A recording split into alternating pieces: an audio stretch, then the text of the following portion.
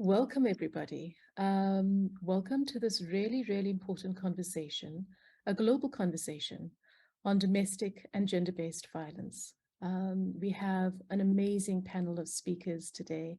But before we go to them, I just want to say that this piece, this conversation, is being hosted by Shining Light in the Darkness, and Each One Hold One.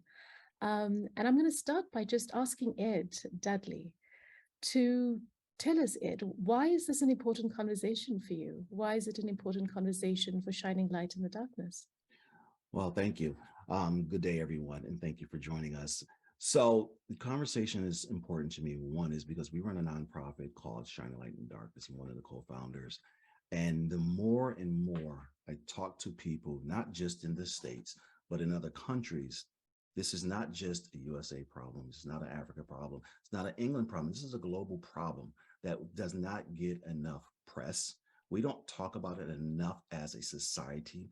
We especially don't talk to our young people about this issue. Domestic violence and gender-based violence is a global pandemic. And the more we talk about it, the more we bring light to the issue, I think we can help lower the numbers. I don't think we're going to end it because we still live in a broken society. However, we can lessen the impact that it's having on women, on children, and even men, because a lot of people don't believe that men can deal with gender-based violence or domestic violence, and the numbers prove wrong. So I just want to have this an annual conversation across the globe just to bring awareness to the issue. And I'm thankful to be a part of this and having these amazing speakers this morning, this afternoon, depending on where you're coming from, to talk about it. Thank you very much, Ed. Charmaine, I know that you're going to give us some insights towards the end of the conversation, but I'm looking at you now, and I know that for Each One Hold One, and for you personally, this is just such an important topic, and all the way on the other side of the globe, so to speak. Tell us about why it's important now, Charmaine. Kubashni, thank you. The reason it is important for me is, 32 years ago, I was one of the statistics. I was a law student and I was shot twice. And 32 years later, it is a global pandemic because, what is a pandemic? It's a disease that impacts a geographical area and more than 2 continents. If it was not necessary, we would not be having 5, or how many of us, 7 of us sitting here wanting to spend our time and resources chatting about this topic from 2 different continents, USA and South Africa.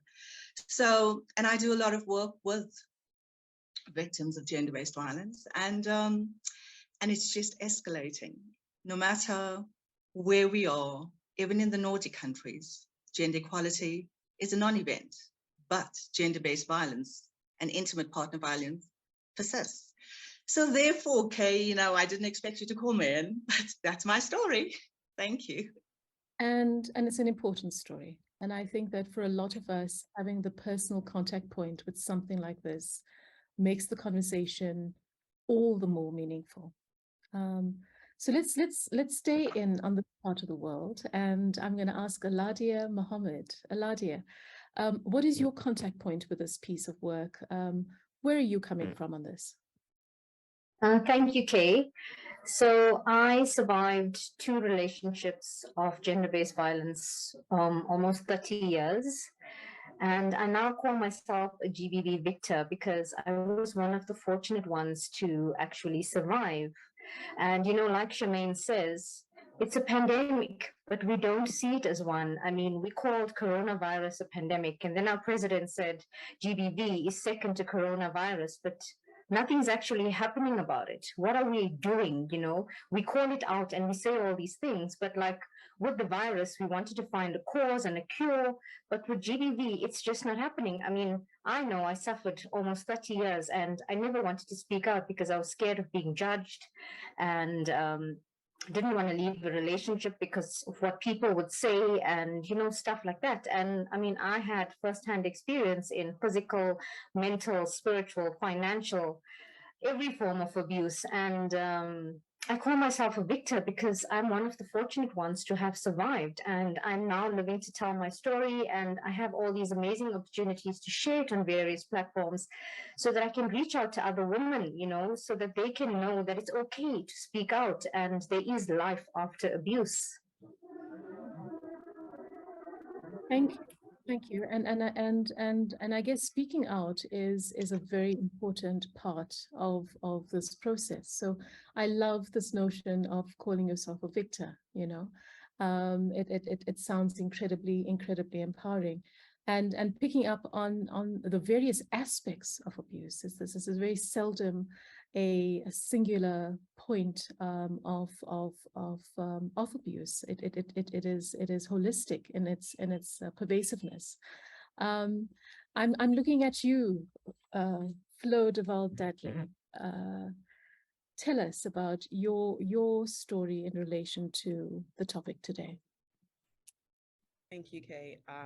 You just call me Flo. That is my new persona after overcoming my personal experience with sexual assault and domestic violence. And I am the actual founder of Shining Light in Darkness due to my personal experience with domestic violence, intimate partner violence from multiple individuals. But at the same time, I don't call myself a survivor because they say you go from surviving to thriving. I look at myself as a warrior to overcome almost dying at the hands of an ex-partner, being on a cruise. I saw how bad that actually could have went. He could have thrown me overboard. Nobody would have ever known that I was missing because so many people go missing on cruise ships. It was just the norm, but I'm grateful that I'm here today to have this discussion with you amazing people about the effects of DV, intimate partner violence, as well as gender-based violence. Because again, when COVID was going on, when we had a panel with Charmaine and myself and some more speakers, the exact words I told them before they said anything, they wanted to use the word epidemic. I was like, no, it's a pandemic. This has been in existence since we were born. If you go all the way back to creation, this has always been an issue. But because it's a taboo, people don't want to discuss it. But I refuse to be silent. I refuse to let people feel like they have to deal with this and that they're in it alone. I want to be that light where I spread that light to people that are in darkness, because it's so many people out there, like Eladia and Charmaine said, you suffer in silence because you want people to think everything's okay on the outside, but on the inside, we're suffering. So we're not going to suffer alone until I see a world free. Even if I don't see it during my time, that is the vision of Shining Light in Darkness, to see a world free from sexual assault and domestic violence. And we focus on a holistic approach in healing. Amazing. Thank you very much. And you're right, it is a pandemic. It is a pandemic. And perhaps in framing this notion of a pandemic, we can start the process of trying to have an approach to it as we would have an approach to a pandemic. Yeah, I'm so moved, Charmaine, Ed. We have a victor and a warrior already on this call, and we've just started it. Shirini, Carol Shirini, Yes. welcome. Thank you. What is your piece in relation to our topic?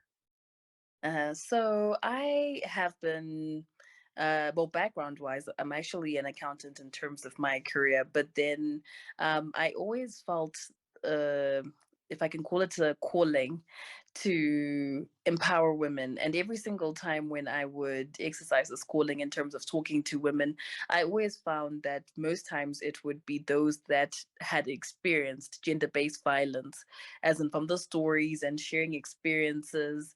And it was a whole process of, a whole journey, several years actually, of being in this field without consciously being in it, to the point where now I'm actually actually full-time working in this field as a SADC regional coordinator for Empire Partner Foundation, which is located in South Africa.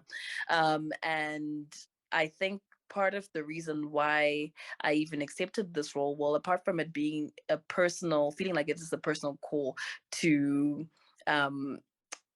like to be one of those that really speaks out about gender-based violence and does something, or at least does my little part to try stop this evil. I think being in South Africa, it was just interesting to note that Interpol has rated South Africa as the rape capital of the world. So I felt like I was in the heartbeat of gender-based violence, like where gender-based violence happens in South Africa. Rape occurs every 30 seconds, and in South Africa, I think it was about 4 years ago, the femicide rate was 61,000 femicides, which was 4 times the rate of the global rate. And up to now, South Africa leads in femicide. So in here in South Africa, in terms of like my desk every morning, there are always stories upon stories. If you turn on TV, you hear of people being raped, and a lot of intimate partner violence, of course, a lot of abuse, a lot of human trafficking, and all that happens. And it is something that the President Cyril Ramaphosa has called the second pandemic. I think, as someone alluded to earlier, but it really is something that even from the highest level of of government in the country, they are definitely talking about gender-based violence, because in South Africa it is leading in terms of global statistics. So in many ways, I find it as a privilege to be working in this, because it's a field where you actually feel like your little part does make a difference.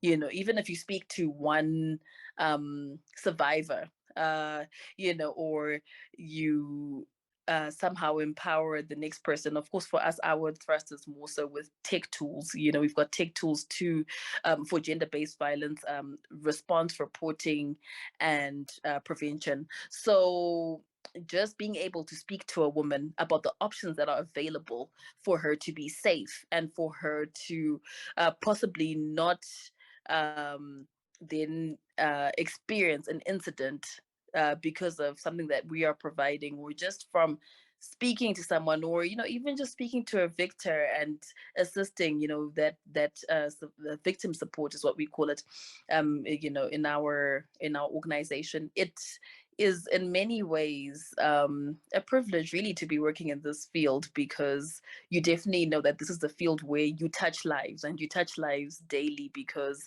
this issue is really affecting lives. It's affecting women. In fact, it's affecting men and women, because really, if a woman is beaten up, if a wife is beaten up, and she has a son, that son has already experienced secondary abuse. And so whether he then becomes an abuser, or if he is maybe emotionally damaged from it, there is actually then an impact on men as well. So I just think gender-based violence, as much as we focus on women so many times as an effect, it really just affects everyone in the nation, from man, woman, everyone. So yes, that's my contribution. I see Dr. Darius Campina Bakot is he was really engaging with this piece around the impact, the ripple effect of probably a single or multiple incidents. Dr. Darius, you resonated with that one, but tell us, what is your contact point? I did. I very much resonated with everything that's being said, particularly the last sentiment shared by Carol. My name is Darius, Dr. Darius Campina Bakot. As you said that perfectly. It's a very hard name to get, and I'm impressed. So thank you for that. I am here in Texas, a little bit outside of Dallas, licensed clinical psychologist working in a few different capacities, mainly as a program manager for functional family therapy at Dallas County Juvenile Department. Also have a private practice where I serve veterans, as well as some of the sports teams here in the Dallas area, the Cowboys. Many people may have heard of that team. I'm not sure whether we like them or not. We won't stop. We'll stop there, right? So doing some work there for the VA, as well as doing some individual therapy. And the reason why I am on this call, I'm excited to be here, is that as a practitioner, I've seen, I've heard, I've felt the stories from individuals very specifically. And one that comes to mind right now, which isn't even what I was going to talk about, but as we were having this conversation, is an individual who I spoke with, the 14-year-old girl who was detained on an unrelated offense. She was very much changed by the sexual assault that occurred to her. Looking at me, her therapist, a psychologist, stating, "You look exactly like the person who assaulted me. You have the same skin color, the same things." And her crying, stating, "Being able to be with you in this room and not be scared and not be afraid. That is why I'm here." How much that impacts just the level. And then later that day, working a group of individuals, of youth who have sexually offended. I remember that day being drained. In the morning, talking to a survivor of sexual assault, and then in the afternoon, talking to individuals, and they're describing, and they have to describe their story. It was terrible. But like Carol stated, it's a privilege to be in this position, because even talking to one person. So in the last half of my thing, I wanted to talk about the increase of domestic violence being a pandemic, even more so than a pandemic. A very short anecdote: my neighbor works for the United States government as a purchaser of alcohol. I didn't even know that was a job, but either way, that's a whole nother thing. Purchaser of alcohol said that alcohol sales since the pandemic has begun has raised by 600%. 600% is now in the United States government. She's super excited because she's in that field, right? It's surpassed tobacco, okay? And so that seems unrelated to domestic violence. No, it's very much not, because individuals are staying home more now, right? And so instead of Johnny, Jack, Jill, Sarah consuming 8 beers after work, they are now consuming 3 or 4 times that amount, okay? Which increases domestic violence. And I was looking at an individual who's out of Harvard Law School, Mariana Young, and she was talking about the increase in domestic violence from the National Domestic Violence Hotline. There was an increase of 74,000. There were 74,000 calls, texts, and messages in February 2021. This is a June 22 study that was done, and they looked back. That is the most calls they had in their 25-year history, and it has not gone down.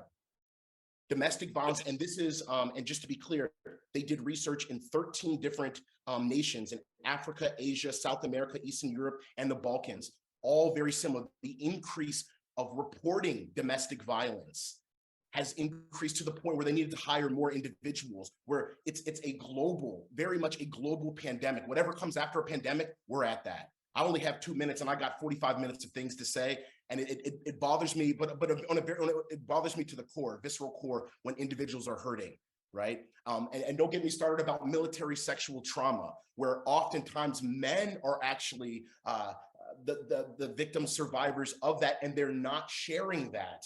And so that number is significantly lower than what's reported, or the reported number is not what's actually happening. So I'm very passionate about this. I have people that are no longer here anymore, right? That I've spoken with that have gone through this. This is very personal to me. So wanted to share that. Thank you. Wow.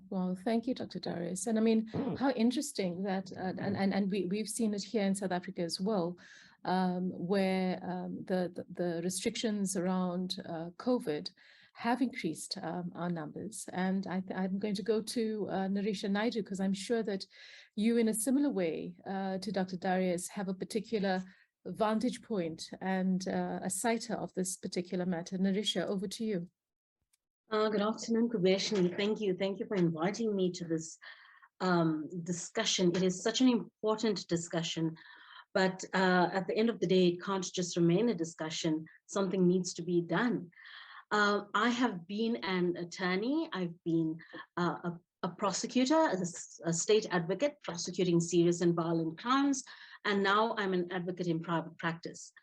But throughout my career, at different stages, I've come across victims of gender-based violence, domestic violence. And it is a sad reality that globally, this is recognized as an extremely serious phenomenon, to the extent that we are now calling it a pandemic. There's a lot of intervention from government departments, NGOs, business, and other organizations as well. In South Africa, we have legislation to deal with it. We have the Domestic Violence Act, the Sexual Offences and Related Matters Act, Protection from Harassment Act, and of course, our minimum sentence legislation, which provides for proper sentencing of offenders.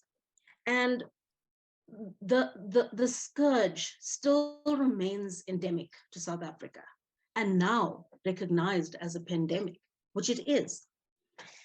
We see frequent amendments to our legislation, but the challenges we experience just continue to grow. We need to question why. Why? And this comes back to what Dr. Darius has just said about alcohol. We need to identify the root cause of the problems. You can't keep treating the symptoms. The violence is merely the symptom. What is the cause? There's a lot of campaigning against gender-based violence. But the cause of gender-based violence is not the violence. It's an underlying cause that we are not taking the time and putting the effort into identifying. So these issues need to be addressed. You can't address the violence in isolation. It just won't work. Another important thing for me is that those that are tasked with addressing the issues of violence and crime, they themselves must be of an unquestionable caliber. And this comes down to selection criteria when you're looking at people employed in the government sector. And I've worked for government for almost 19 years. So I know how important it is to choose people of the right caliber for the job. And this is critical. So if we do not look at the root of the problem, the cause of gender-based violence, and we don't have the right people dealing with it, it amounts to a waste of resources, unless the real issues are correctly identified and addressed by the right people. Another thing, Kubeshni, that I want to raise is education. Education in South Africa is criticized to a large extent. As you know, public schools have been criticized to such an extent that private schools now is almost a necessity because of the violence that goes on. If you look at the news, whether it's whatever news you read or whatever news station you listen to, the news is inundated with stories of violence, stories of crime, learners, students involved in serious and violent crime, not only being victims, but also being the aggressors. And we need to also get to the root cause of this. But our education system does not provide for educating learners about what they need to know at the level they are and to prepare them for adulthood. So as you can see, it's the drugs, it's the alcohol, it's everything else that needs to be addressed to alleviate people offending.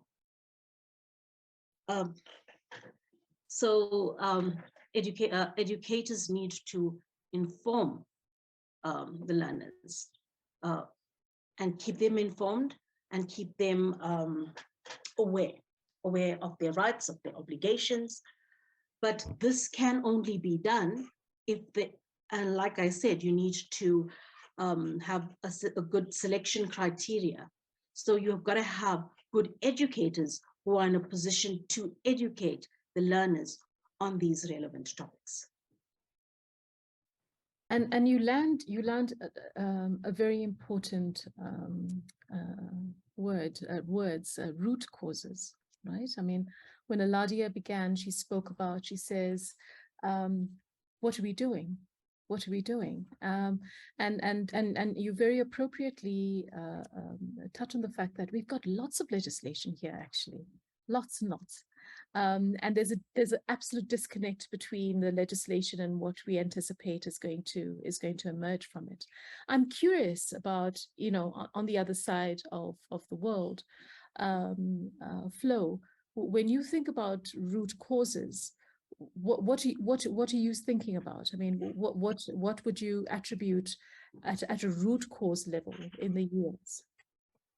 Me, excuse me, the root cause I would, for me personally, it's my, the root cause is lack of education and not addressing it, because over here in the United States, a lot of things happen, but people are not fully educated or aware of, okay, that I'm going through domestic violence. They know that they're experiencing this, but they do not have a name to call it because it's not being addressed. But now in this decade, this world that we're living in, they have no other option but to address it, because like Darius gave the statistics for February 2022, 74,000. During that time, myself, I talked to an individual that survived multiple gunshot wounds in Atlanta, Georgia. She was shot by her husband that she was divorcing, and the DA assistant that was taking her there to get her stuff, he lost his life. So every day, things are happening where the root cause of it is people not talking about it, people not knowing about it, people not knowing what to do, people being afraid. The cause of it, people not being able to express themselves. The cause of it, people thinking, because I grew up seeing this is what I'm supposed to do, this is how I handle this. The root and the cause of it, it all goes hand in hand together. As far as should it be? No, because people perish for the lack of knowledge. And that's what's happening to victims and survivors in the past and currently, because the lack of knowledge and being afraid. Fear is false expectation appearing to be real, but a lot of people give in to fear because this is what they're used to. It's a comfort zone, it's a comfort area. Root cause and fear. Lack of education. I can give you so many reasons why this is the root cause, this is the reason, this is the justification. But at the end of the day, that really doesn't matter. The matter at hand is it not being addressed by our government. They're pushing it back like, okay, this is irrelevant. We're going to continue to focus on XYZ instead of addressing it. We're going to send you funding to deal with it, but we're not going to talk about it. We know that it's not going to help you, but this is a way of us saying that we're addressing military sex trauma. We're addressing gender-based trauma, domestic violence, et cetera, but still the issue is not being addressed, where that people are literally afraid to commit these offenses. It's also deals with the status. If you have the money and you're in that situation where people know that you're a prominent member of society, of this community, nothing is done to you. But for the ones that's in that middle or low income status, this happens. Okay, yeah, they're already going through with their finances, their environment, and the other factors to why they're this way, and they are being victimized again. Whereas the prominent people, oh, Dr. So-and-so, you're good. Everything okay? Yes. We've had survivors to tell us this, not from reading anything in the paper, but survivors coming to us, sharing their story. Money plays another role in it. That's a root cause. Like I said, I can go on and on about different root causes of gender-based violence and domestic violence. There shouldn't be a root. There shouldn't be a cause for it. It shouldn't even exist. Eladia. Okay, so, we talk about the root cause, and for me, a simple thing like when a victim goes for a restraining order to the court, okay, the abuser is slapped with the restraining order and it ends there. What process does the government have in place to fix, heal, or find out why the abuser is an abuser? Nothing happens from there. So even if the restraining order is in place, he might move on from me and he moves on to someone else. And then the cycle just continues.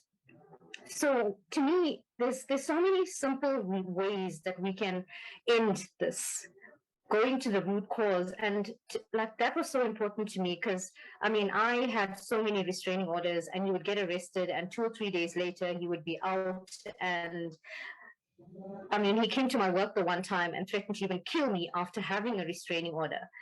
So, nothing happens from there. We're not treating the cause and why this is all happening. Why is the abuser an abuser? How can we help them? Because like we say, hurt people hurt people. And that's exactly what happens, So to me, it's very important that we as a platform, we identify that and we see what difference we can actually make, not just dealing with the people that have survived, but with the abusers themselves. Because a narcissist will paint the most beautiful picture to someone else and they move on, moving from one victim to the next. So I think that's very important. And as a platform, these are the things that we need to speak about where, the abuser identifies that, yes, I did this, I'm an abuser, and I need to stand up and say what I did was wrong, and I'm going to seek help for it. Until that happens, it's never going to end. With the virus, we had the vaccination and we had to take 2 or 3. But with GBV, all we're doing is talking about it.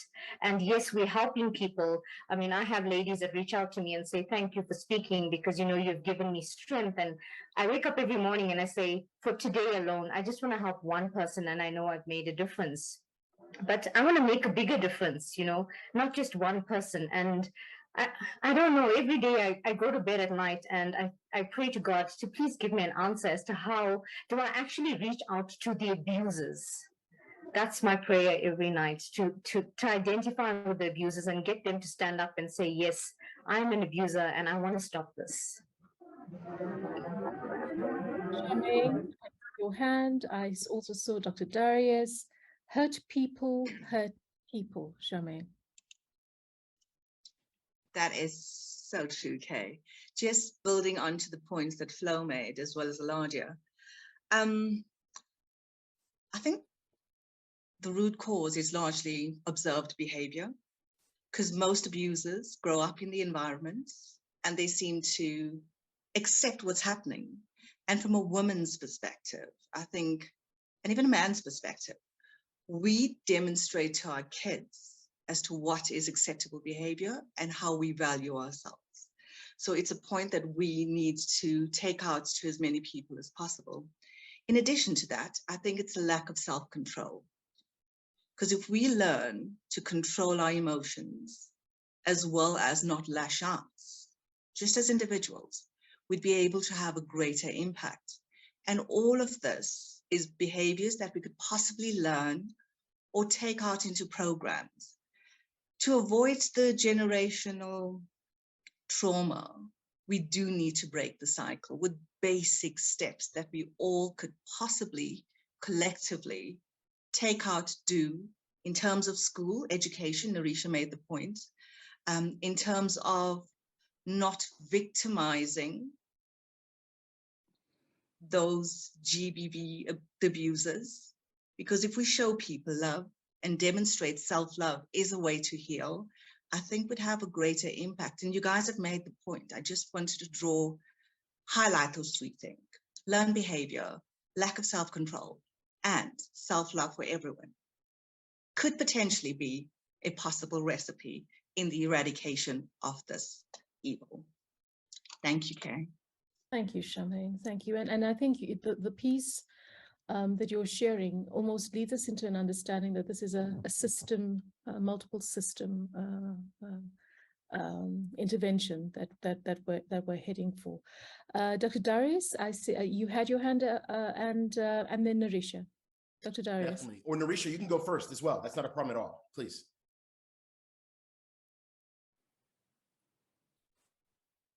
Thanks, Dr. Darius. What I wanted to elaborate on is what Aladia said regarding the restraining order. There's a lack of confidence and trust in our criminal justice system, whether it is the court, the police, the prosecution, or maybe even the presiding officers. That's not somewhere that anybody wants to go. That's not a direction you want to look in a constitutional democracy, but people lack trust. And this goes back to the point about appointing people who are credible, honest, and people who fit the role to deal with victims of gender-based violence. Another thing that had been mentioned is that victims should not be victimized further by members of the community, by other important role players like the police, but also offenders should not be supported, whether it's by the police, their friends, their family, any person that has communication with an offender. The offender must not feel comfortable in his role. And once you start feeling ostracized, all of us know how it feels to be ostracized or not to feel good enough in certain situations. So can you imagine if offenders in general feel ostracized? It is going to create an impact on their behavior going forward. Thank you, Kubeshni. Thanks, Narisha. As you're speaking, I'm curious about how we reconcile the ostracization approach with Charmaine's love intervention, but we'll get there. Dr. Darius. There's so much, and Narisha added on an additional layer there that's so important, and I want to start with that first. When we talk about lack of trust in the criminal justice system, something that has plagued me, and I use that word very specifically for the past 6 months, is and it's bothered me, is that the term the justice system, after I heard this from a TED Talk, right? Is there really justice? If my mom was killed after a sexual assault that occurred, we talked about a lot of things of death that's occurring, the trauma that occurs 50 years later that impacts 135 plus individuals if someone does. It's a legal system. And I'm not to change the topic, it's a legal system is what the individual is saying, not a justice system, because there was no justice. Because justice means like an eye for an eye. There's nothing that you can do that can give me back what was taken from me. And I want to make sure that that's said, okay? And then the question, when you guys talk about the why is so important. I try to challenge myself when someone asks me a question to directly answer it, right? What's the root cause? The root cause, as we've been talking about, is the why. Why did this occur? There was a detective, a homicide detective, 35 plus years on the force, that stated the most important question is why.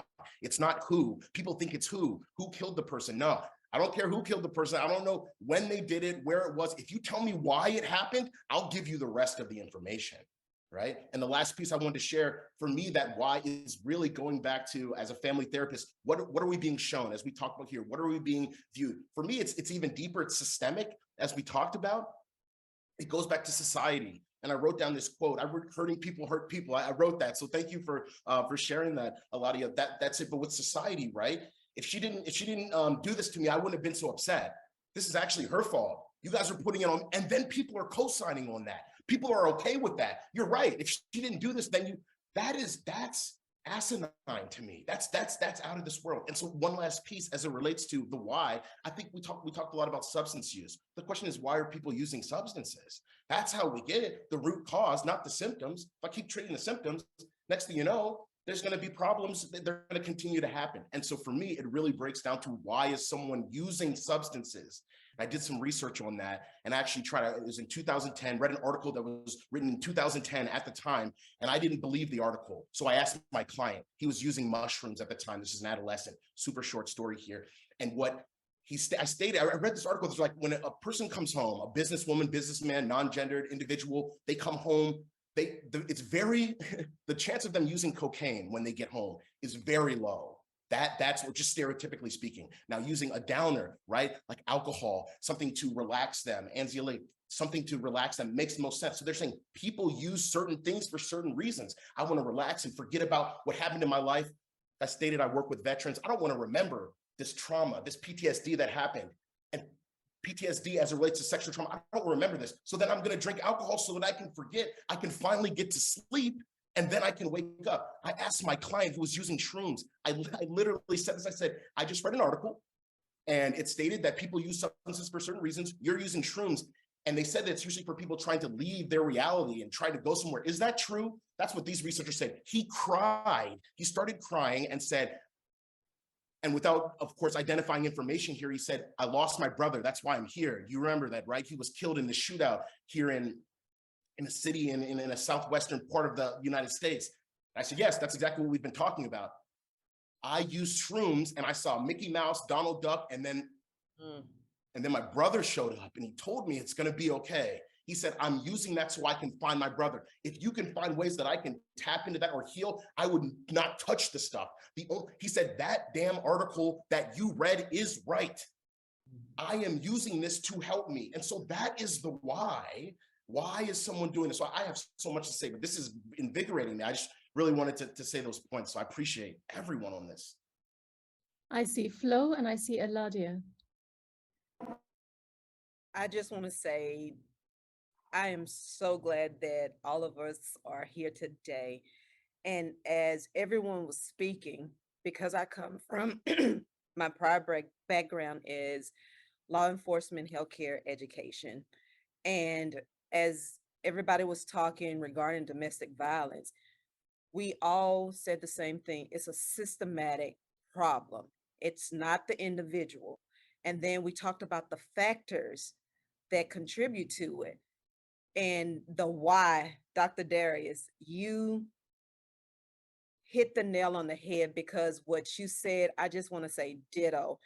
As a survivor, every unhealthy mechanism, coping thing that you could do to cope with the abuse from substance, whatever, I did that.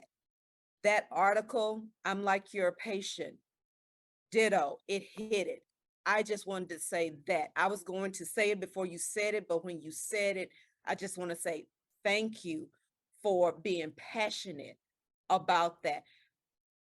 Narisha, Carol, Aladia, Charmaine, Kay, Ed, thank you guys for your passion and your dedication to this, to help in this systematical problem, because it takes all of us to put an end to this. We cannot do it by ourselves. Thank you. Eladia, are you resonating with this, the why piece? No, going back to what Dr. Darius said, I have two sons, and when my older boy was the age of 16, I actually found out that he had been doing drugs. And growing up, he was the sweetest child, the most respectable, would never harm a fly. And when I found out that he was doing drugs, I was really angry, and I blamed the system and I blamed the school and all his friends, until I put him into rehab. I think it was the third time. And on his release, the social worker called me in and I read the report. And on his report, he actually said that the reason why he started doing drugs is so that he didn't have to hear his mom scream anymore. And I relate 100% to what Dr. Darius said, because I know that my boys were not of that type to do drugs, And like even now, I struggle with my younger boy who, I cleaned his room a few weeks ago, and I found a whole lot of bottles of like cough mixture and stuff. And he comes out of his room and then he doesn't, and he's in a good space and then he's not. And they're struggling because I thought I was keeping a home for them, but I wasn't actually. I was destroying my children. And that's why I relate. And to people out there that judge drug addicts, don't do it because you don't know why.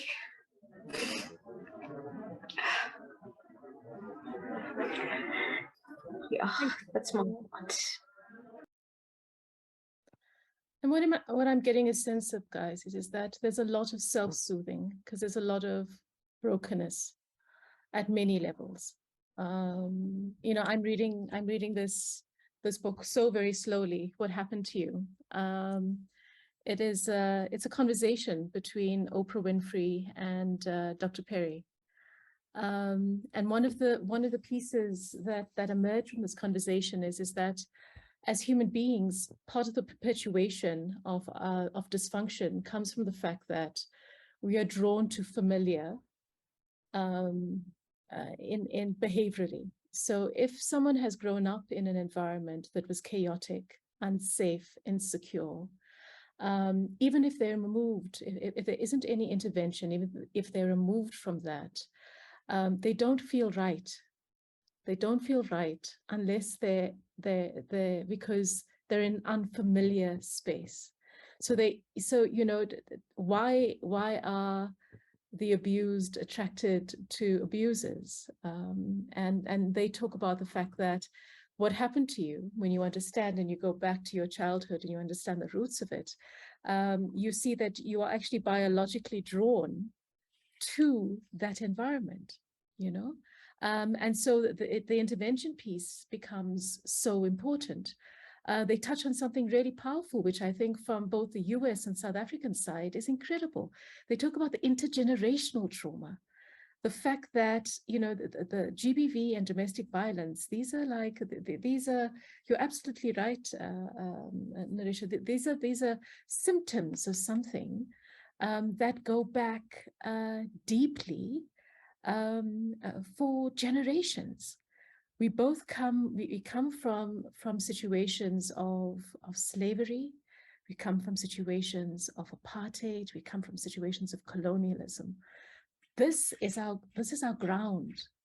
This is our ground, It would be amazing if we weren't this messed up in our behavior. It's extraordinary that we can be functional.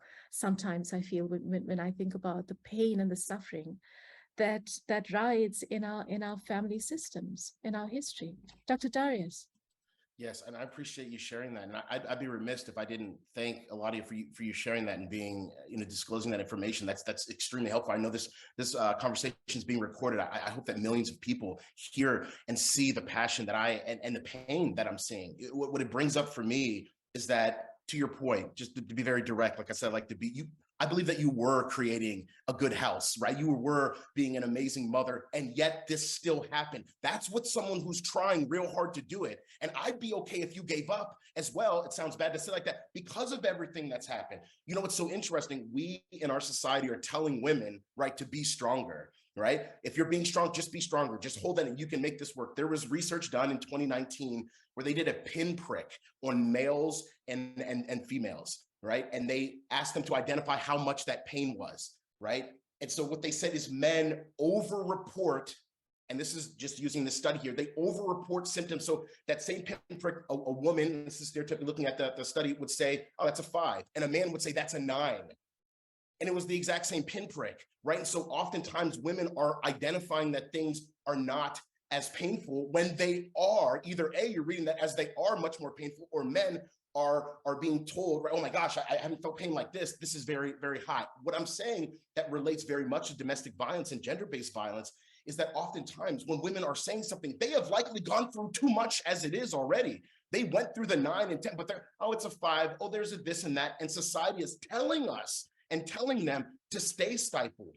And then on the other side of that, it's already expected that men are going to be strong. So if I come out and say something about this, how am I going to be ostracized by my peers? In fact, if they're even saying, you should have liked that. What are you talking about? You've been sexually assaulted by a woman. I'm trying to find women and you're getting, this is amazing. it blows my mind in all different facets there. So it's just, I was really, really taken in by a lot of what you said. I wanted to share that additional piece. Thank you. Thank you. Thank you, Dr. Darius, and thank you for the affirmation, and thank you for the sharing, Aladia. Flo. I'm glad that this is a safe space for all of us. I want to say that first. Aladia, thank you. I can relate to you 100%. I want us to take into consideration too, culture. It plays a big factor in domestic violence too. Even when we don't know about it or can't put a word to what's going on, culturally wise, it's not talked about. And when I share with my mom what happened to me, from the domestic violence to the sexual assault, I had no idea that it had happened to her until I shared my story with her. And then after sharing it with her, I then found out about my sister. Then I found out about more family members, about how this cycle just perpetuated itself. And it perpetuated itself because we did not talk about, we did not discuss it. And that's what we have to do more, is normalizing this conversation, saying it's okay that you're not okay, but we're going to get through this. You don't have to do this by yourself. You are not alone. And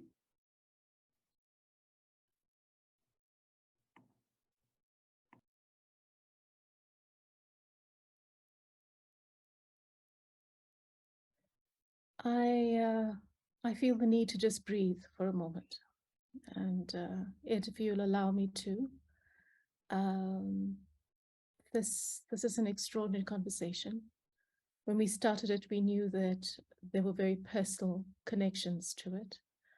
I'd like to invite you, all of you, to just for a moment, let's just breathe together, if we can. I'll count us into it.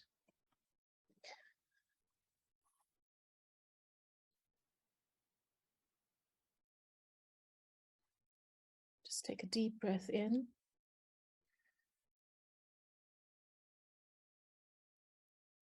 And take a slower breath out.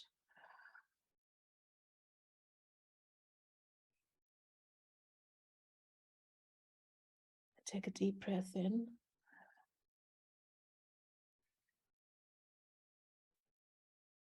And take a slower breath out.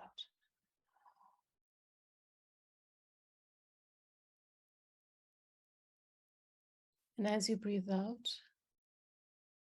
I invite you to feel safe where we are. I invite you to feel connected with each other. I invite you to deepen these feelings that we have as we try to find a way out of a very complex, painful, and hurtful situation.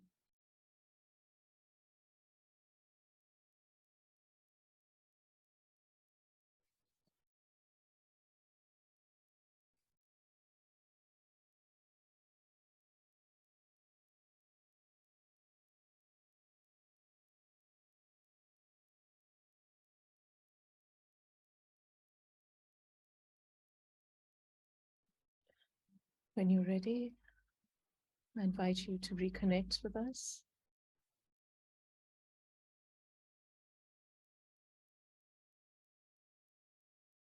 This is a heavy conversation, guys. It's a heavy conversation. We're here and we try and hold a space for others. We hold a space for ourselves. But it's personal. It is so, so personal.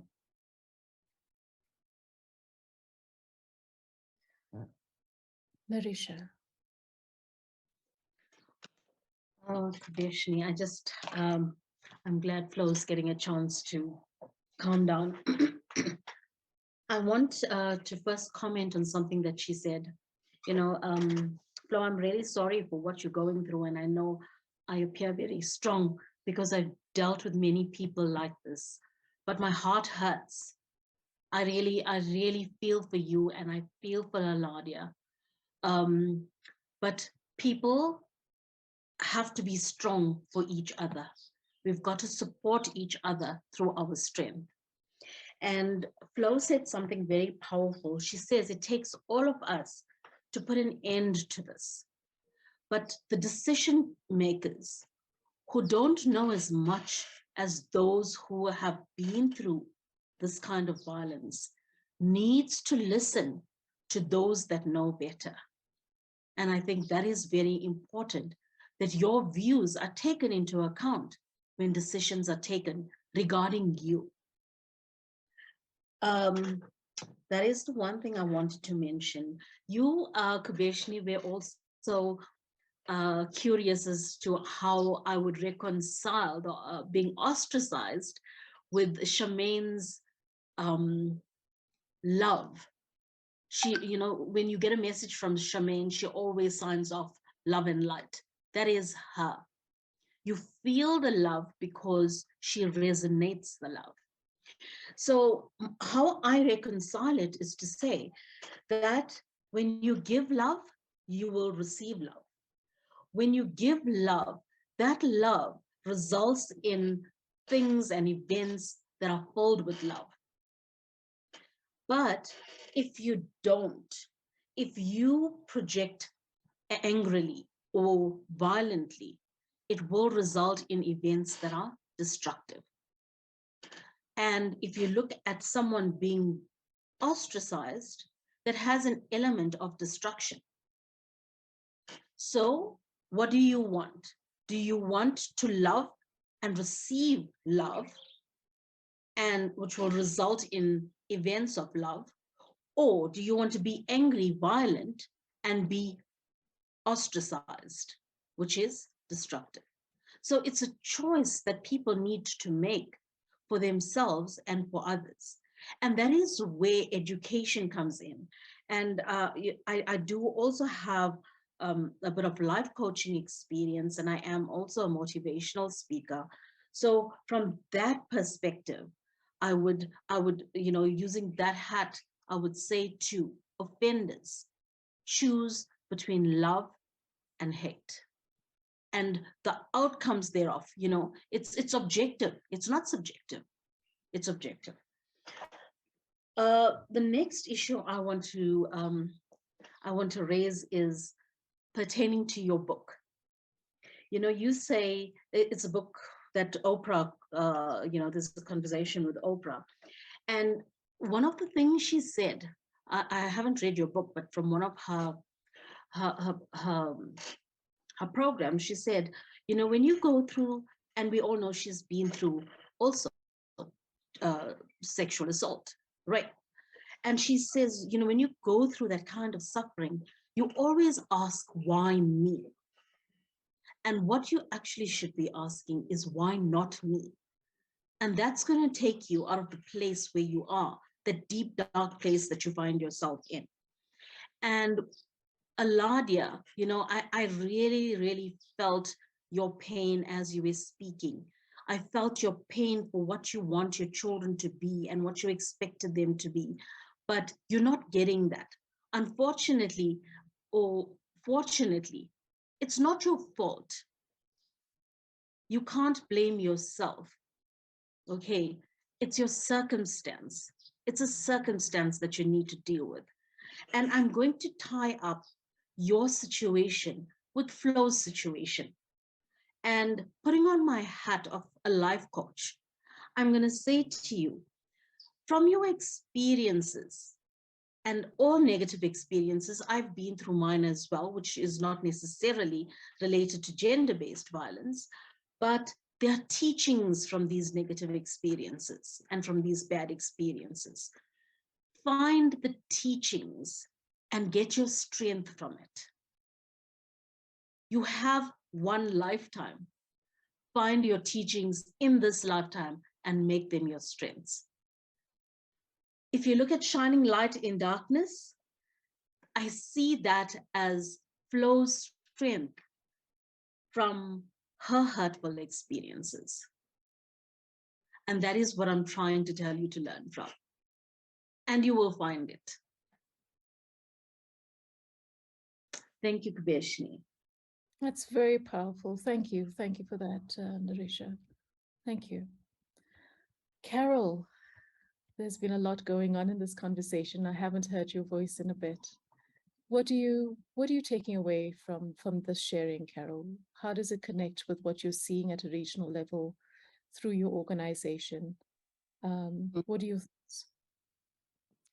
Okay, so I think in terms of why, especially with what I've seen, yeah, in this part of the SADC region, Southern Africa and developing countries, we see that there's definitely a lack of education that is amongst both men and women. There is a place in South Africa called Soweto, and in Soweto we have one of our NPOs that we've partnered with there, and they are very, very active on the ground, and they once had a conference, and they mentioned several women in their conference mentioned to us that part of the reason why they some women are okay with gender-based violence is because they feel like if a man doesn't beat them up, he doesn't love them.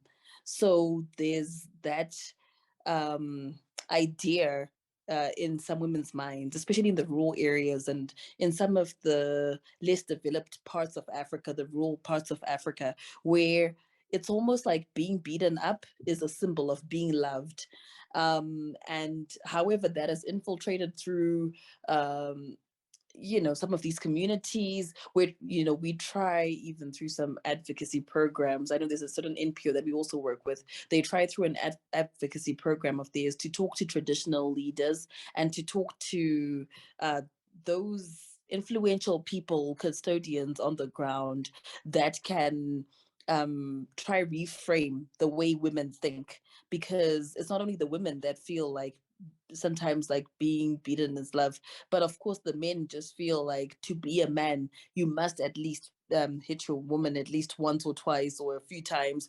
It's almost like an assertion of power, and it's a real serious pandemic, to think that that is how people think. So there's an education factor, which I think is really big. And then secondly, in terms of the recurring abusive patterns that we see that like I'm very passionate about secondary abuse uh, being addressed, because when secondary abuse is not addressed, you then get people that actually have a tolerance for abuse.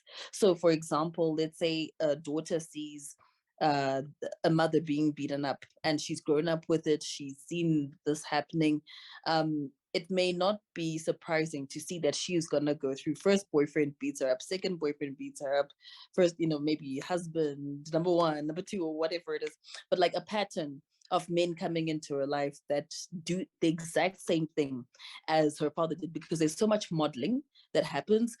Intimate partner violence is the largest form of gender-based violence that is there globally. And in intimate partner violence is this statistic that 1 in 3 women has experienced intimate partner violence in her lifetime. That's a global statistic, right? And so we find a lot of these things that are happening, a lot of education, a lot of modeling is happening in the home. So a lot of secondary abuse, because it's being taught, it's actually a form of education in the home.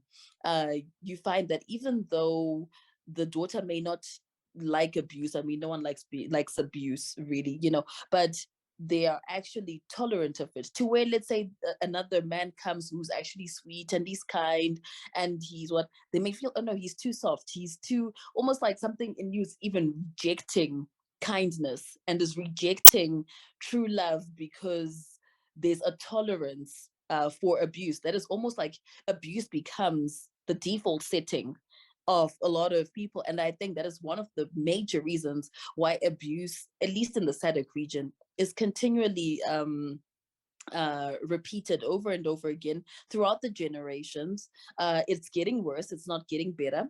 But I think a lot of that is because all this modeling that's happening in the home, those little forms of education, we see even in homes that are supposed to be exemplary homes, let's say like pastoral homes, or you hear of the pastor beating up his wife, and they're supposed to be leaders in a community.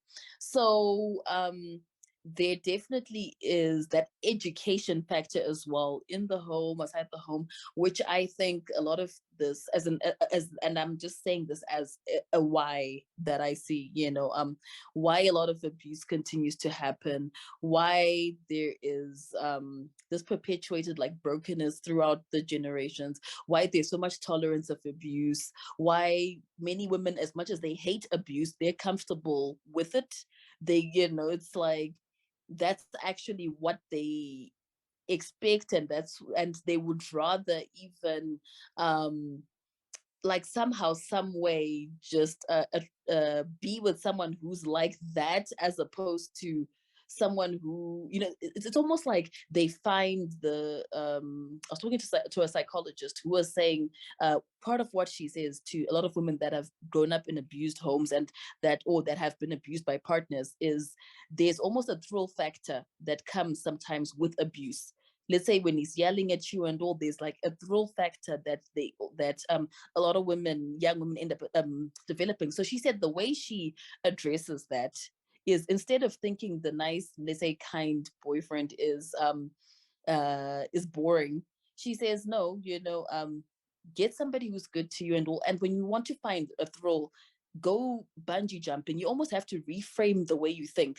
Like, find something else that gives you thrill, like where it's maybe, I don't know, skydiving, or another thrill factor, which is not being beaten up. Because I have spoken to some survivors, in my work and throughout the years, where you really can hear that there's that, oh, he yells at me and it's like great, it's what. And one thing we've definitely seen, especially with abuse, is it never usually starts off extreme. It starts off with, he yells you one time, slaps you the next time, pushes you the next thing, maybe it's like gives you a black eye, and next thing it's femicide and you're dead. So a lot of femicide cases in South Africa, especially if you look at some of these very popular femicide cases that are reported, you find a lot of the family members always saying, oh, but she did mention that he would beat her, or he would slap her once in a while, he would what. So it's almost like it grows, and the signs are always there. And also, again, I think what I'm just emphasizing from my part is the education piece, because even in my work with empowering women, with tech tools, and empowering them on why technology is powerful in combating gender-based violence, it is all based on that education factor. Part of the reason why some perpetrators are going free is because victims lack evidence. They lack evidence of the abuse, and some of these cases are thrown out in courts because there was no sufficient evidence to say this abuse occurred. It's a sad factor. But then we talk about technology. If you can somehow, somewhere, or someone in the house can just voice record, or take a picture, or sorry, take a video, or do some sort of incident reporting. We've got a gender-based violence app, and in that gender-based violence app, there's a panic button, there's incident reporting, there's several features. I won't go into that in detail, but we talk about the power of technology in obtaining evidence, which will then help to get these perpetrators arrested. But again, women need to be empowered and taught and educated on why technology is powerful. So anyway, I think in a nutshell, all I'm talking about really is the education factor here, that I think a lot of the reason why there's all this abuse, there's tolerance of abuse, and why perpetrators are going free is because there's just a lack of education in society. So Carol, you connect very powerfully with what Flo said about culture playing a factor Yes. in the pandemic, and for me, you said something really important. You said violence is being modeled in homes. Yes. Where that's the piece, and I just pulled out this a quote from this book, because violence is being modeled in our homes. It becomes part of our belief system about self and others. And Dr. Perry here says, the most destabilizing thing for anyone is to have their core beliefs challenged. As psychologist Virginia Satter says, we feel better with the certainty of misery than the misery of uncertainty. Good or bad, we are attracted to things that are familiar. Now, Charmaine, I mean, how amazing would it be if just at the level of one system level, at the home level, if we could start modeling something different, so that when we send young women out into the world, they have, instead of the expectation of getting a slap so that they know that they're loved and affirmed, they have an expectation of what we know to be affirming, in terms of love, in terms of connection, in terms of affirmation of self, in the ways that we know are positive and building. Charmaine. Okay, it's powerfully stated. You actually said it though, because I was going to drive that point. It starts in our homes. We can sit here and question as to why. There is no justification as to why it happens. Alcohol abuse or alcohol consumption is no justification. So there is no excuse. The fact is, and Kay, you said it, Carol said it, Flo, I mean, all of you actually said it. Behavior is modeled in homes and in communities. That's where the change needs to actually happen. And Narisha, advocate Narisha, sorry, she's my friend, so Narisha, whatever. You indicated that we all need to draw from each other's strengths. And I mean, I am one of the most confident people you could possibly find. I find it extremely difficult to talk to this particular point. And to Flo's point, being vulnerable and crying is actually strength. It actually helps the healing. And we need to give ourselves permission to go through this process, no matter how people perceive it to be weakness. Because through my healing process, for the longest time, I've never chatted about it. And each time I chat about it, I choke up. It's one of the most uncomfortable places to actually be. So the point I'm actually driving or want to make is, we all draw strengths from each other. And I'd love for us to go into the nitty-gritties, Kay, as to what each of us could possibly do or land messages that could change this narrative of how we move forward, instead of dwelling into it has been, it's culture. Yes, it has been, but we cannot afford to invest time, energy, and resources accepting that. We need to collectively move it forward in a way. I love the fact Carol's business actually has or is driving or supporting victims through your technology, and we'd love to learn a little bit more about that and maybe share with our community afterwards, Carol. So that's a start to it. But the conversations, the education at homes, the education in schools, the behavior that we portray and how we express ourselves and what we tolerate as women and what we will do as men Dr. Darius and Ed Dudley. Ed, I know you run your men's group where that's your platform to demonstrate how to appreciate, how to respect women, but more importantly, give them a space to release their frustration, because we all need to do that. Okay, you know, I can talk forever. So I hope I made my points, and I'm going to hand over to you. Thank you. And you give us a lovely, you framed a lovely perhaps opportunity for us to have closing thoughts around this conversation, Charmaine, this piece about what do we think is a next step. I'm going to end with Dr. Darius, because I want you to frame that piece for us, Dr. Darius. But let me start with you, Carol, in relation to what do we do? What is next? What do we do from where we're at, from these positions, these vantage points? Carol.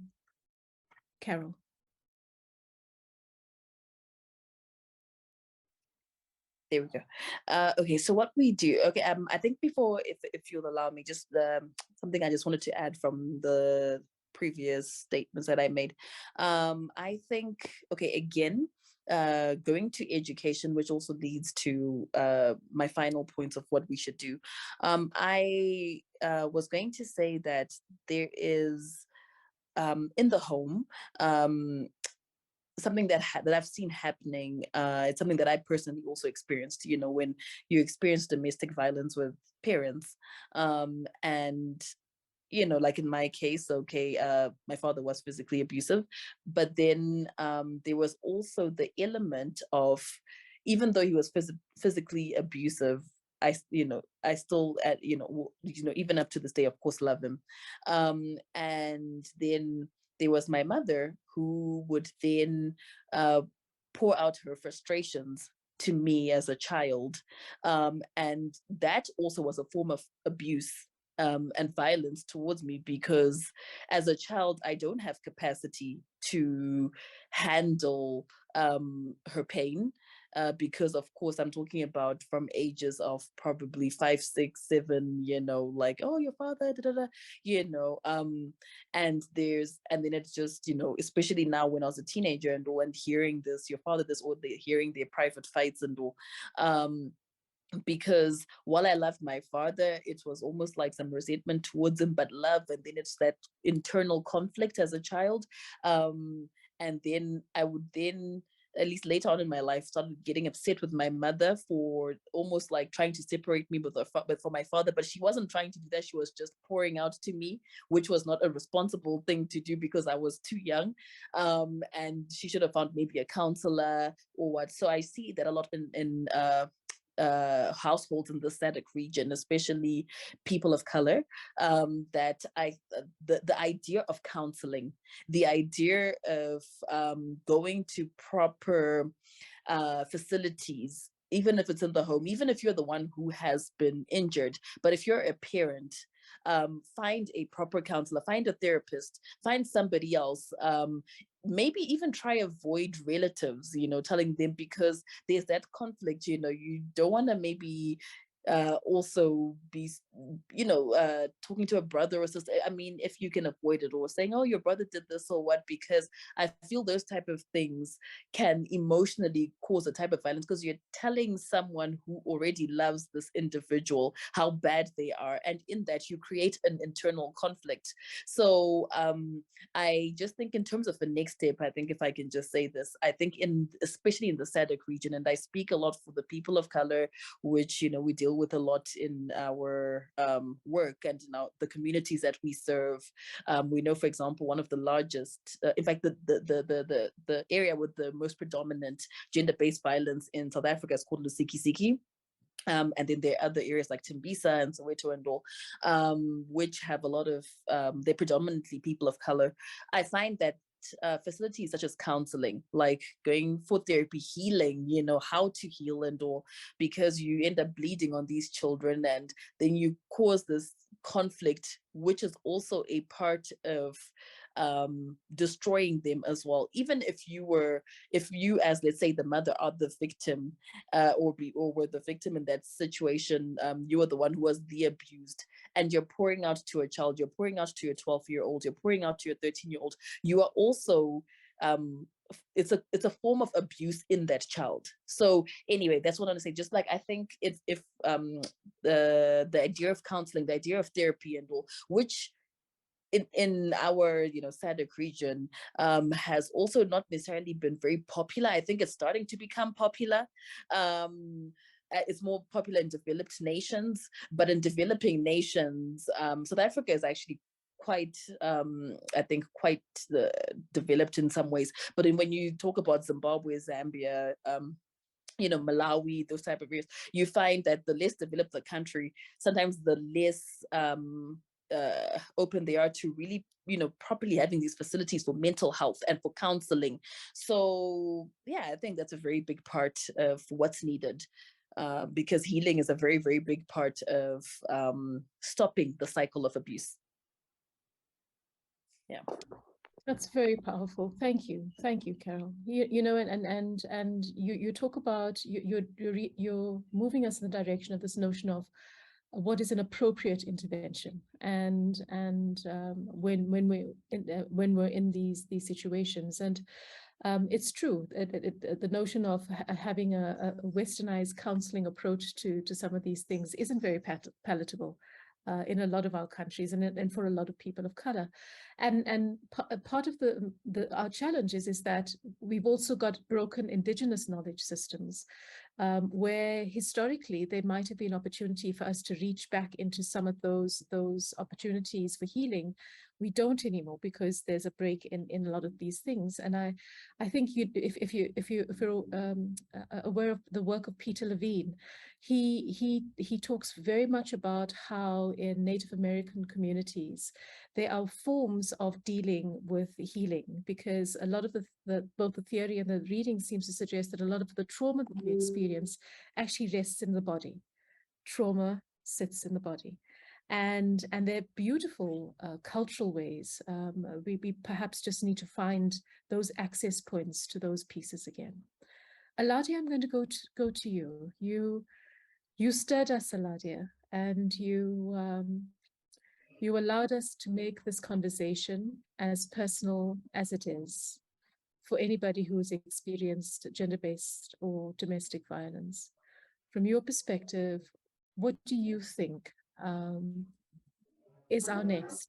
Where do we go to with this? Okay, going back to what Carol said, when she spoke about people of color and how we just sort of adapt to gender-based violence and it becomes a norm. For me, how it started was because I had little to no self-worth. I was overweight and I had acne. So any bit of attention that I got, to me, it was love. But besides that, growing up, I was the eldest child at home. My mom came with her own trauma from, her childhood and her adult life. And then my dad was also an alcoholic for 16 years of my life. So at home, I wasn't a child. I had to be an adult. So that resulted in me seeking attention on the outside. And that's how I fell into the wrong hands, because I attracted all the wrong people for the wrong reasons. It started, of course, with me just doing homework for, the guys at school that wouldn't do their homework. And then I saw that as a form of attention.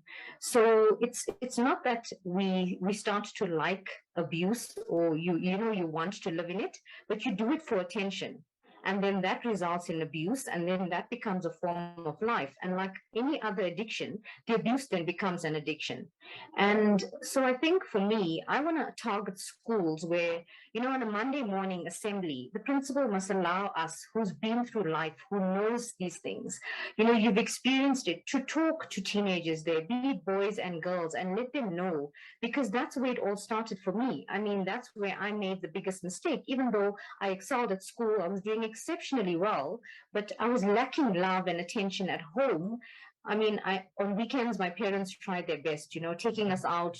I remember like visits to the Pigeon Park and all of those nice memories. But at the same time, I wasn't getting enough, being the eldest child, taking care of my sisters. And I had to be an adult very quick. At the age of 9, I was already taking care of my sisters, doing the washing of the uniform and learning how to cook. So that led me to actually looking for attention on the outside. And I think when we speak of people of color, that's the general happening at home, where you're raised from a young age to start doing everything. And if you're the oldest, you take care of everyone at home. And I think parents don't actually understand what it does to a child, because you then start seeking attention on the outside. And that's what I did. So I want to actually target schools where I get the opportunity to go out there and speak to teenagers and to speak to kids, even at primary school, because for me, it started when I was in standard 5. And then it just went into high school. So to be able to speak to kids at school and tell them, the attention that you're seeking, it's because you're actually seeking something else. It's not you're looking for love on the outside that you're possibly not getting at home, and we don't see that, and we don't want to admit it, because everyone wants to have a perfect childhood. I mean, when you're writing your daily news on a Monday, you want to give the perfect weekend and all of that, but nobody really gets to speak and say, no, but this is what I'm going through at home. I would remember weekends, I would look forward to going to my dad's sister, and then my mom and I would end up in a fight because she would say, yeah, you don't want to stay with us and you don't love me enough. And, all those things happened, and it led me to making the wrong decisions. So these are things that we need to focus on, and we need to target schools. Education, to me, it's very important, and that's the avenue that I'm going at right now. And the other thing that I'm working on is to have 2 support groups in the area. I've approached some libraries and churches for venues to host, firstly, women that are victims and survivors of abuse, and then the children from those homes to have another support group where they are on their own and they are allowed to come there and speak. Because I know my boys, especially, I mean, they would probably welcome an environment like that, even not to speak to the person that's hosting, but to speak with each other. This is what's happening, and let them engage. And it's okay to go through what you're going through now, but we need to grow through it. We're not going to stay in it. So that's also very important, and that's what I'm working on. And another thing on what Carol said, when she touched on healing, I frequent shelters, and there's no healing process. You just go in at that time and then you leave, and nothing actually happens. So we need to target shelters where, we find people that are maybe yoga instructors, people that are doing meditation, and they want to offer their time. And, they say, okay, I'm going to target the shelter once a week, and I'm going to have meditation sessions, or the adult coloring books, or give them books to read on healing, or just get them to speak. Like, when you go to a rehab, like for drugs, they have a structured system of what happens. But if you go to a shelter for abused women, there's none of that actually happening. And it's not always their fault. It's because there's no funds readily available. It looks really dreary. You don't even want to be there. If I go to a shelter, I want to go to a happy place, somewhere that's a real escape for me from what I've been going through. But when you go to shelters, it's nothing like that. So the avenues we need to target would be schools and shelters and support groups in our areas that cost absolutely nothing for us to do it, because, we need to speak, we need to take action, more importantly, and people need to hear us, and real life stories and experiences. And you know what, I always say that you can get 1 million people with 100 degrees, but if you haven't actually experienced life and abuse, nobody can actually help someone. I mean, I know I went to psychologists, I went to psychiatrists. I decided eventually that I'm going to help myself, because all they do is sit there, listen. And then I even had an experience once where, as I walked away, I actually heard her walk to the next room and start to tell my story before I even left the building. So, I mean, the system is, I don't have any trust in the system. And I think it's us who's experienced life and experienced abuse. We can be the difference and make the change. Thank you. Thank you. I'm not going to reframe what is being said. I'm making some notes, and I'll speak to that when we close out. Flo. Some ways that we could move forward to combat domestic violence. Of course, it all starts at home. That's the first place that we can do as far as ourselves as individual, because domestic violence, gender-based violence is something that is preventable. And we can do advocacy. We can develop strategies to promote healthy, respectful relationships. We can teach people the signs, to know the signs of domestic violence. Like it's been stated previously, education is a key component, accountability, communication, and effectively managing our feelings. This as individuals and as families, what we can do. But as far as our government, they can also get involved, our legislators, to develop, pass more laws to hold the perpetrators accountable for what they do. And as survivors, knowing what we endure with the legal system, with the government, we know that the lack of trust is there, but a way to help prevent this and to combat it, it takes all of us, every organization that's out there, from Each One Hold One to Shining Light in Darkness to Dr. D, to everything that everyone is doing on this platform. It takes all of us in government to move forward to combat domestic violence, because one thing with Shining Light in Darkness, we say that everybody heals differently. Because of my personal experience with domestic violence and sexual assault, I know firsthand that there is no direct line or script that you have to stick with in order to heal. The traditional therapy may work for one person, it may not work for this person. Meditation may work for you, but it may not work for this individual. For me and my healing, none of the skills, traditional ways, help me heal from my trauma. Me talking about it and me self-educating myself, starting from when I was molested at 7 to now where I'm at in my life, helped me to understand how to deal with this issue, how to effectively manage my skills, even though I get emotional talking about it at times, but it's all healing for me. And this is a way for us, again, to move forward to combat domestic violence. Thank you, Flo. Narisha?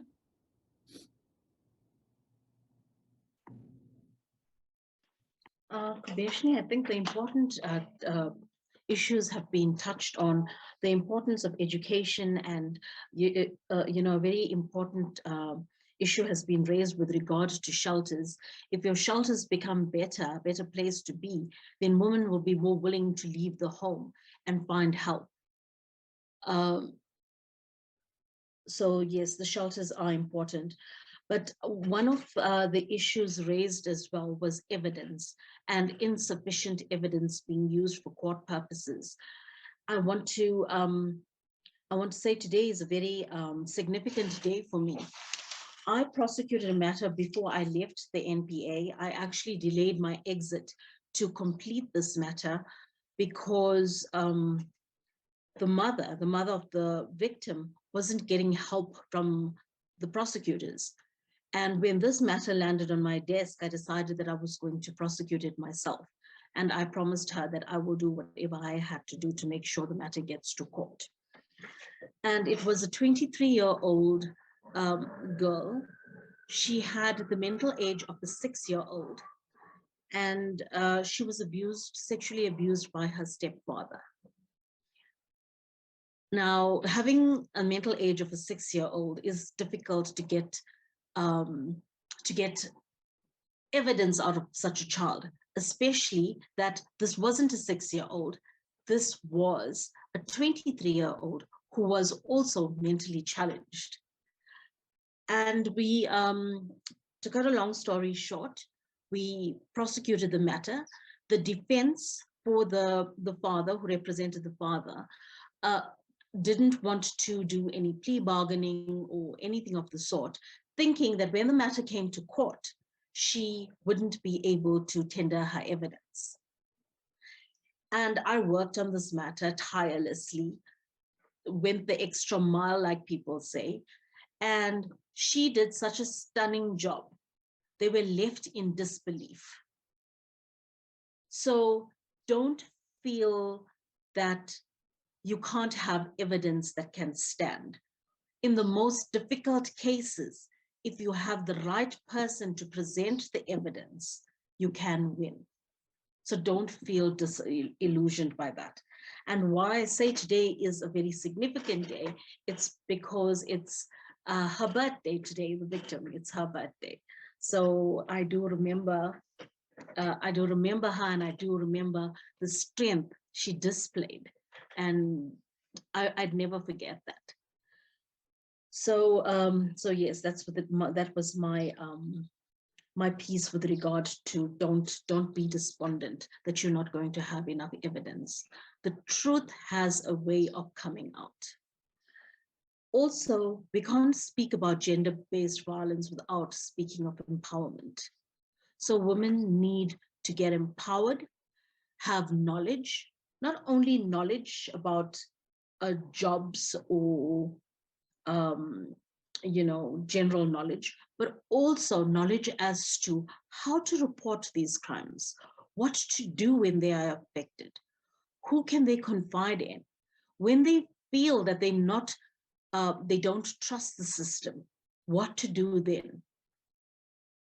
Because in as much as the situation or the process can be very challenging, there is light at the end of the tunnel. And that is the light we need to find. Thank you, Kubeshni. Thank you, Narisha. And you land that point around evidence, but I must tell you what I take out of what you shared is you going the extra mile. And I think that, whether in legislative interventions or legal or government or wherever else, if as human beings, we look at these pieces and we decide, I'm going to go the extra mile, Lydia is spending her time, Aladia is spending her time, creating support groups, that's going the extra mile. That is what I take out of your sharing. Thank you very much, Narisha, and thank you for the effort. That's powerful indeed. Charmaine, I saw a hand and then I didn't see a hand. Yeah, you have this tendency of taking words out of my mouth. You said it. Thank you, Narisha. It was your investment and your belief in this young child allowed her to show up the way she did. And it was one of the first prosecutions that was successful with the mentally challenged child. So thank you for your efforts and your investments. Love you and appreciate you. Well done. Well done. Dr. Darius. Yes, I'm in complete awe of this conversation. I just want to appreciate everyone that's here, and those that aren't here, right, that are listening. I appreciate that. I have so much to say, and I'm filled with emotion even thinking about saying it. I wanted to start off by saying a quote that I heard about several years ago: "Pain shared is pain lessened." And so, at a risk of being inflamed, people are writing that down, right? Pain shared, right, is pain lessened. At a risk of sounding inflammatory. At a risk of sounding inflammatory, Flo, I appreciate and I love the pain you shared. I want that so that it can be lessened for a greater good. I don't want you to calm down. I don't want you not to have that. I want you to share that. And I think that's what we all did today, is share that pain and so how real and raw it is.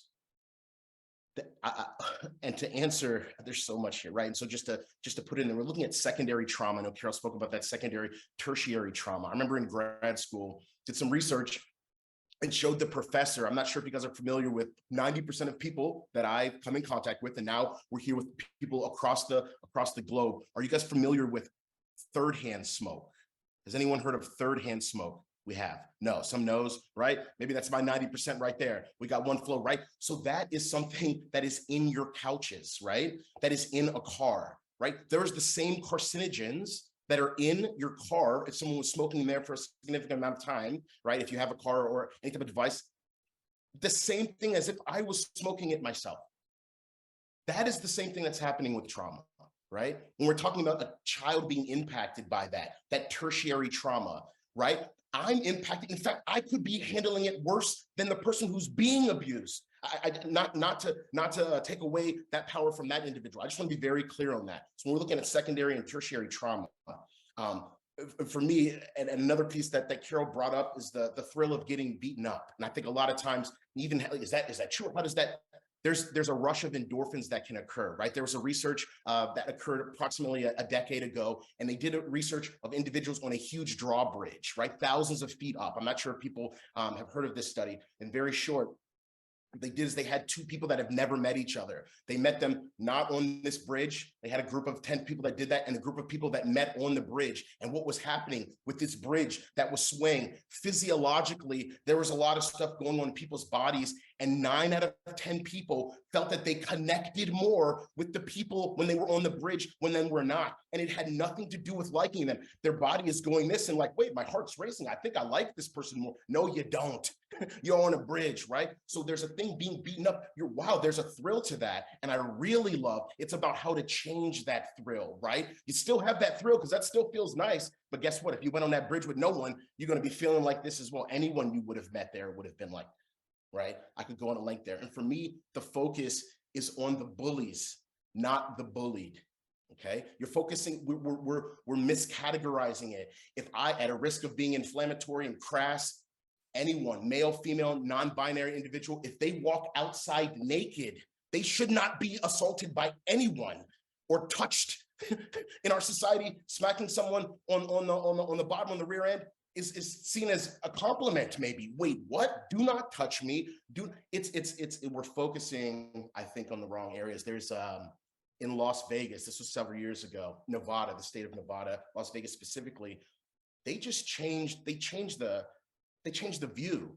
They changed the temperature a little bit. They changed how you look at something, and it changed everything. Instead of, they decriminalized sex work. Instead of charging the individual who was the sex worker, we charged the Johns. And guess what? It started to decrease and people started doing it because we're focusing on the person, the woman, oftentimes in that case, and we're not focusing on the Johns. But if you start criminalizing the Johns, which the term is used for individuals who are soliciting, wanting to have that, it changed everything. And so for me, I think it really, really goes to, and I loved what was said about the shelters, because for me, I could have another 6-hour talk on that. Where are the shelters located? You tell me where women's shelters are located right now, and I bet in the most affluent areas of your town, there are not there. I would put money on that, okay? And what do they look like? People don't want to, I love that. So for me, it's a focus on the resources, right? You can give someone resources, but how are those resources used? Look at the shelters, right? There's research that says if you want to know if you live in an affluent area or not, look at, all you have to do, I'll tell you guys right now, all you have to do is look at the jungle gym. Look at the place where play. Is it free of rust? Do you have a park in your area? If you don't have a park in your area, that may say something. Now that you do, is there garbage? Are there people hanging out? Look at the park in your area, and that'll tell you if you live in an area that's affluent or not. That's where the resources are going. I just want to be heard. I want people to hear this, that look at where the resources are going. And so if we can recategorize it and focus more on the bullies, right? Because when you focus on the bullies, and I found there was no research, relatively none, it was focused on bullies. So I did my own research. And when you look at someone who bullies someone, right? Oftentimes that individual, male, female, non-binary, they're usually larger in stature than the other individuals. You don't normally see a bully that is 2 feet shorter than the other individuals, right? That's just how it works. And so when then you look at that little Johnny or little Susie, fill in the blank, that individual who is 6 foot tall at 13 years old, I'm willing to bet that their father and mother are about 6'8". Do you see what I'm saying? And so at home, what happens to them? There's a lot of things, they're seeing this and they're doing that. Let's focus on these bullies and let's focus on these shelters. That's how we do it. Because I'm not here just to talk. I want to implement things. I am working currently with Mr. Dudley, with Ed, to develop strategies and groups so that we can do exactly what we're describing here. Obviously, I could talk at length. I want to end by saying pain shared is pain lessened. That is not a joke, and that's very real. Thank you. That is incredibly, incredibly powerful. Flo. Thank you for saying that, Dr. Darius, because my tagline for myself and everything that I do is, through my pain, I found my purpose. Thank you.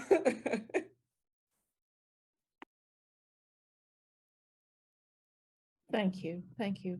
And Darius, you add such a lovely element to this. I mean, you know, as you speak, I'm leaning towards understanding that maybe there's an infrastructure of abuse. We know in lots of other contexts that there's a spatial element of abuse as well. You know, and in a country like South Africa, where space had been used as a tool for separation. You can tell when you're in an affluent area here, pretty much like you can in the States, actually. But that piece we haven't even started to unpack that. Not in any way, shape, or form. Wow, this If I has. may, if I may, Please. just one thing, and I appreciate you saying that. I almost, at a risk of overstepping some boundaries, I hope that this is released unedited, lightly. We said in the beginning, lightly. I hope it's unedited. This was amazing. This is, I want to redigest and ingest this conversation again. I want to share this to colleagues, not because of, but from what was shared here. And so I would actually go as far as to say, Ed, I don't want you to edit it, but I went too far on that one. I just wanted to say that. So thank you. Thank you. Thank you very, very much. Before I hand over to Charmaine. Charmaine, you want to come in now?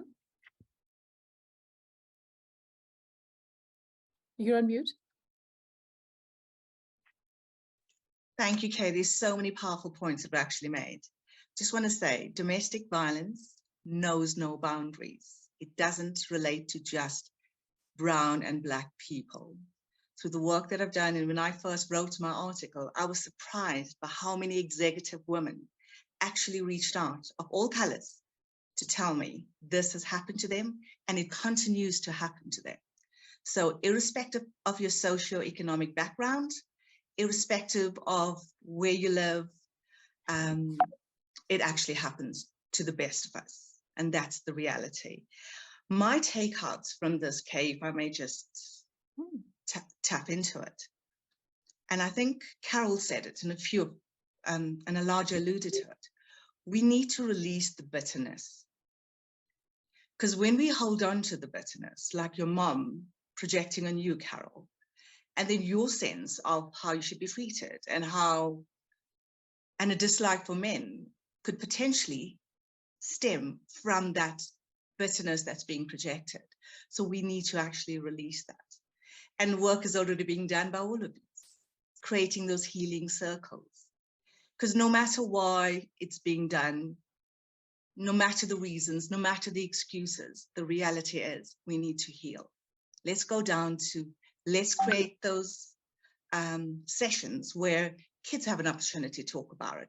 Survivors get together, abusers get together, men get together, all genders get together. So that's the way we're going to move forward, I believe. I also made, and yes, Flo, we all heal differently. I've never seen a psychologist. I've never seen a psychiatrist. I've never chatted about my issues. The first time I ever did chat about my issue was actually with Flo. It's just how ironic, actually. It was like she created a space where I could actually share with her in a way that bonded us so much so she allows me to call her boyfriend, her husband, my boyfriend. No, I'm teasing. That's a joke, guys. It really is a joke. There's no place for. So the point I'm actually making is there's a reason that we're all on the screen. We're all doing what we possibly can to change the narrative. For people listening to it, they may go, really? Is gender-based violence or intimate partner violence really a pandemic? If this conversation does not attest to it, then I don't know what does. And to Kay, you're going to close out. I'm just going to make my final points, Kay. I do want to take the opportunity to thank all of you for your energy, for investing your resources, for your time, for your wisdom, for your actual courage, though, to be able to even cry on the screen and share some intimate details that I'm sure nobody else has ever heard of before. And Kay, just thank you for all that you do and holding the space with me, because you've always been a rock on many levels. So thank you. And thank you, my boyfriend, Ed, and thank you to every single one of you. And thank you, Neri, for the work that you do. Flo, Carol, with your technology, Eladia, for your story, because you just give power to women to continue to speak up. Dr. Darius, I love your energy. I love what you're doing, even though I don't really know you, but I know you're doing great work from Ed. So thank you, thank you, thank you. Just lots of love and light to you and everybody out there. Together we can make a difference, even if we have to do it with tears sometimes. Thank you, Charmaine. Thank you. And Edith, Charmaine, this has truly been a very powerful, very, very powerful conversation. I mean, aside from my 7 pages of notes, you know, just in this last, you know, 5 minutes of conversation, what is emerging are some very strong themes, which I just want to touch on before we close out. There's the piece about education. I'm going to push it further into socialization, reculturalization around who we are in the spaces where we find ourselves. Connected very strongly with this is this piece around self-worth as women, self-worth as men, self-worth, okay? You know, we come from traumatized histories. It's going to take an effort to be able to reframe who we are so that we can attract to ourselves that which we deserve. The piece around working with schools, working with young people, the support groups. I love the point that Eladia made around the fact that, you know, both at the level of homes and shelters. These are not places where, you know, the one feels where you can go and heal. Because we're not framing interventions in that space in perhaps the same way that we could perhaps learn from Alcoholics Anonymous or Narcotics Anonymous and bring some of those methodologies into the room. Okay. What seems to be coming up over and over again is that this piece of work starts at home. Okay. We're talking about the legislative pieces, being able to trust the system, and to lean in. I mean, both our countries are in democracies, right? We have a constitutional way of holding each other accountable, but we don't trust these systems, and we need to, because these are the prevailing systems of our society. These are the rules that mark our behavior and hold us together. There's piece, I mean, connected with this piece around self-worth is the notion of just the empowerment of women. Gender links, where we know that women who are financially dependent on men do not leave abusive situations. So there's a really big piece of work to be done there. I love the piece, Dr. Darius, about secondary and tertiary trauma. And in some way, shape, or form, we need to perhaps say every day of our lives, this stops with me. This will go no further. This stops with me. It's been a beautiful conversation. It's been an absolutely beautiful conversation, and I feel privileged to have been able to hold the space for our thoughts. Charmaine and Ed, I hand over to you for any last closing words as we close this conversation this afternoon. I will just simply say thank you. Thank you to each of you for an amazing, insightful conversation. I sat back and listened to everyone's comments and stories, touched my heart. And I just have 2 simple statements. We all know someone, whether they share it or not, we all know someone. Let's just continue to talk about it. Charmaine. Thank you, Ed. All I want to say is thank you to each of you. And Kay, you said something beautiful. This stops with me. It's almost asking for us to actually ask people to pledge that they will take accountability to be able to prevent this from moving forward. Those that are willing will, those that are not willing, hopefully with time they'll come on board. But yes, we all have to. And thank you. I just want to say thank you again to every single one of you for your time, your energy, and for being on this platform and for the work that you actually do. Because your individual efforts actually make a difference. Don't ever stop doing it because you think it's not. It does make a difference. So So much love and light to all of you. And to whoever listens, I hope it has the desired outcome, and join a group and make a difference where you possibly can, even if it's just your time. Thanks, guys. Love you. Thank you.